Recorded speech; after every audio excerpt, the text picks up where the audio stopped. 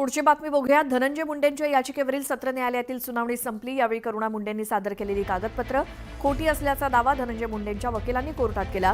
तर 27 वर्ष धनंजय मुंडेंसोबत एकत्र राहिल्याचा दावा करुणा मुंडेंनी केलाय। मीच धनंजय मुंडेंची पहिली पत्नी असून निकाल माझ्याच बाजूने लागणार असं त्या म्हणाल्या।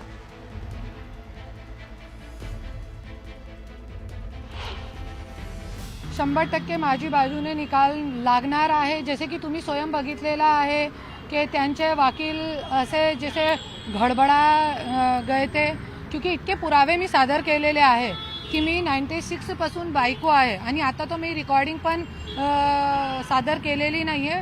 मी विसरली होती, रिकॉर्डिंग पण सादर करणार आहे। रिकॉर्डिंग पण माझ्याकडे आहे।